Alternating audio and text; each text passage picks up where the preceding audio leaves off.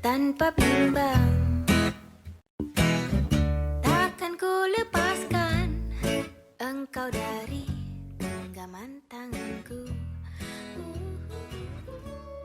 Makna Earhouse buat Endah and Resa. Earhouse, Endah and Resa House. Jadi itu ada semacam singkatan nama.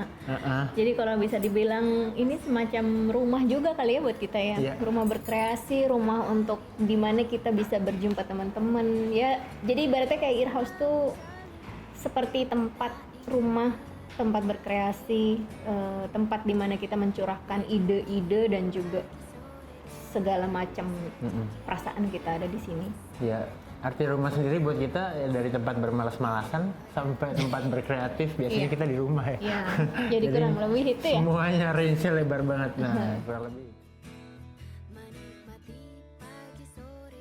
Wah, ya ini sebenarnya cerita yang cukup panjang, tapi singkatnya kami terinspirasi membuat ini ketika hadir di Music Conference and Festival di Cannes, namanya Midem Conference and Festival. Waktu itu kita menghadiri seminarnya Steve Rainey, itu ex-manajer Incubus, dan di satu seminar dia bilang kalau kamu ingin preserve your music, ya, dan mungkin terus eksis, terus berkreasi, so you have to start from your local scene.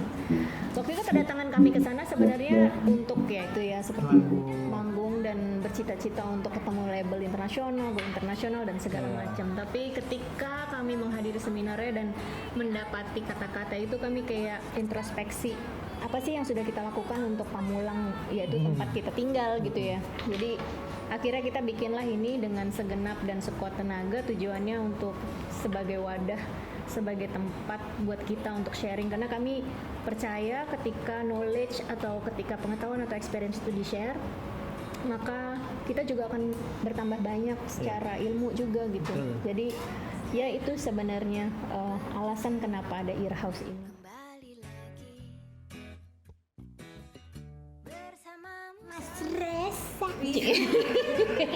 Tapi Mas Resa yang bikin. Tapi desain Earhouse ini nggak ada apa-apanya dibandingin desain kamar mandinya, karena saya paling suka mendesain ruangan kecil dibandingkan ruangan besar. Jadi kayak whole desain memang kayak kita ambil konsep ya, konsepnya. Aku dulu kayak suka main di salah satu coffee shop juga di Bilangan Kemang. Kita Endah Resa. Terus suka banget beberapa vibe yang gitu, yang satu kursi dengan kursi lain bisa ngobrol, elemennya bata gitu, semen gitu, agak semi industrial gitu.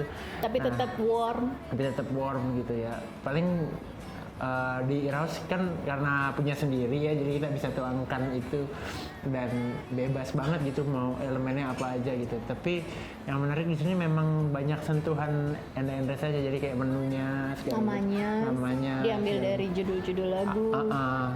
Terus kalau misalnya masuk ke pintu masuk ada Wish You Were Here, itu buat kayak orang-orang yang kayak melihat dari luar dan wah, kita kayaknya terpanggil tuh untuk datang gitu kan, karena kita selalu kangen dengan orang-orang tuh datang ke sini. Dan itu diambil dari judul lagu Endah and Resa. Dan ilustrasi-ilustrasi yang ada itu juga dibantu oleh sahabat kami ya, Jamal Mashkur Aziz dan istrinya Indri yang memang ilustrator.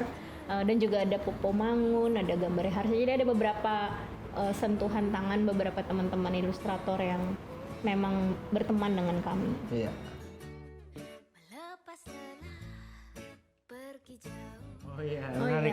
Jadi kalau untuk band-bandan itu ada 2 acara yang sebenarnya bisa disambangi.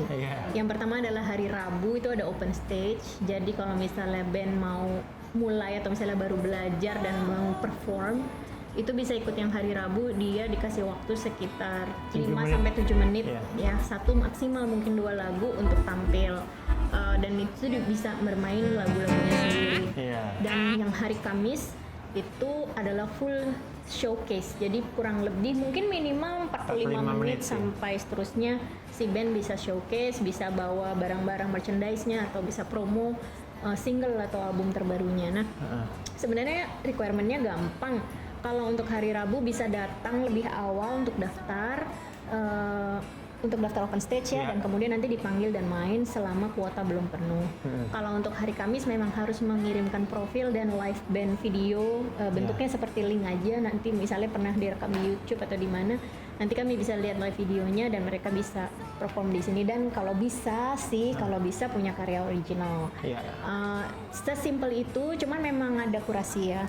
Kita memilih kira-kira mana yang pas buat Earhouse, karena memang Earhouse ini tempatnya kecil, sangat sederhana dan seadanya. Mungkin juga beberapa instrumen atau beberapa format tidak bisa terakomodir dengan baik, dan serta akustik ruangannya juga seadanya. Jadi memang kami selalu berkomunikasi dengan band-band yang mau tampil mengenai keadaan di Earhouse. Tapi secara genre, secara secara mungkin meskipun musisinya baru, mereka tetap bisa tampil di sini gitu. Welcome ya. Tetap welcome. Lumayan antriannya. Ini sudah sampai Maret ya kayaknya terisi. April lagi baru kosong gitu. Iya. Itu sih. Dan karena memang kami selalu ada setiap minggunya ada, dan memang nggak dari Jakarta aja, seperti nanti juga ada teman dari Bali juga mau tampil, pendatang baru juga. Terus kemudian kemarin juga ada yang dari Jogja, bahkan ada pernah dari Palu, bahkan dari luar negeri juga pernah ada. Ada beberapa dari teman-teman dari luar juga yang datang ke sini. Dari mana? Waktu itu pernah dari Malaysia, Ashley dari Los Angeles, pernah juga dari Burgess Robbery dari England, dari Inggris. Dan kita Earhouse ini kan kayak berkomunikasi dengan beberapa tempat yang mirip-mirip Earhouse gitu ya. Kadang-kadang kami juga merekomendasi band yang tampil di sini untuk tampil ke sana. Jadi kami punya beberapa teman-teman komunitas link-link tertentu, dan itu kadang-kadang suka muter ya mereka, datang dari mana, main di Earhouse, main di sini sampai gitu. Iya. Jadi memang ada semacam ikatan antara Earhouse dan mungkin tempat-tempat yang mirip dengan Earhouse yang mungkin seperti hub ya, creative hub gitu, yang sifatnya atau spiritnya juga sama.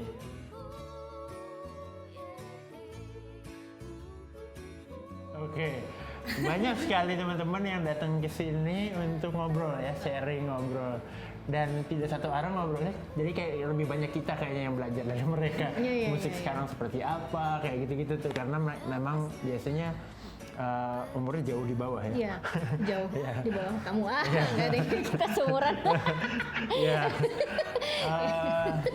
Ya tapi mereka yang mereka tanya adalah itu biasanya faktor bagaimana produksi musik yang baik, distribusinya kemana, promosinya, terus bagaimana berpromosinya, terus brandingnya seperti apa. Terus juga nanya rekomendasi gimana sih mau bikin tour, banyak hal ya. Terus mungkin yang mungkin yang juga perlu di support teman-teman yang biasanya dari luar kota yang kayak harus gimana ya untuk bisa musiknya terdengar di Jakarta, itu juga biasanya suka banyak tanya ke kami. Kita harus pindah ke Pamulang atau enggak gitu. Asik-asik. Kayak dari luar kota tuh kayak selalu nanya gitu. Kurang lebih itu sih. Tapi ya menyenangkan sekali kita kalau kita bilang tadi seperti rumah, karena jadi kayak anytime kalau datang ke sini dan lihat aku atau Enda, please tegur aja gitu. Terus kalau mau nanya-nanya apa boleh. Kalau kita bisa jawab, kalau nggak bisa kita yang nanya. Phone a friend kalau itu. Kita akan carikan seseorang yang bisa jawab. Lumayan banyak kenalan kita. Iya, kurang lebih.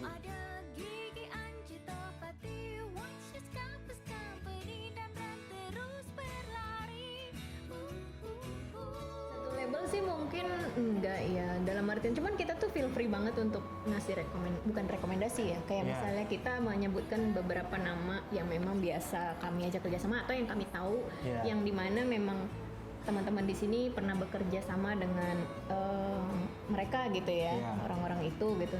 Jadi sebenarnya di sini kadang-kadang jawaban itu nggak dapat dari kita juga, tapi justru dari teman-teman yang ada di sini juga gitu. Dan ya kita juga nggak punya label ya, kita jadi kayak kita kita hanya mensuggest bagaimana mereka DIY gitu, seperti kita dulu lakukan gitu. Apa sih step-stepnya gitu? Harus rekaman dulu kah? Harus apa? Nah kayak seperti itu, rekamannya di mana? Terus habis itu distribusinya kemana? Nah kita hanya memberikan informasi itu, dan sampai kadang-kadang kita memberikan sharing kalau misalnya kayak musisi itu pendapatannya berapa sih kalau mau jadi musisi kayak gitu Iya, tuh. terus gimana sih Kadang-kadang mengelola keuangan sebagai musisi itu gimana sih? Band tuh harusnya gimana sih ngelola keuangannya? Misalnya kadang-kadang kayak gitu bisa sharing kadang-kadang gitu. yang nanya anaknya, kadang-kadang ibunya.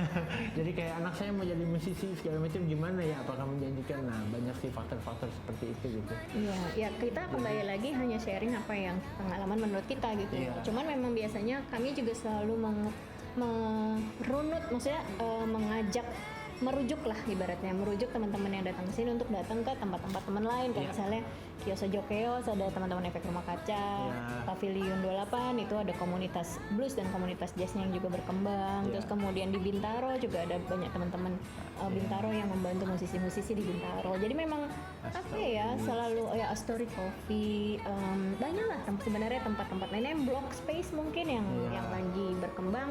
Itu juga kita suruh mereka untuk ikut kegiatan-kegiatan di sana supaya networking terbuka, sehingga ketika mereka punya banyak pertanyaan tentang kemana mereka harus berjalan atau kemana mereka harus mencapai tujuan mereka tuh nggak stuck di satu tempat aja. Iya. Itu yang sebenarnya juga kami lakukan. Jadi Earhouse ini sebenarnya hanya salah satu dari banyak sekali tempat komunitas yang bisa disambangi, dan semakin banyak terlibat dalam berbagai komunitas semakin bagus. Iya. Bersamamu selalu Bagi waktu ya. akhir Iya. Ya itulah salah satu alasan kenapa Earhouse dekat rumah.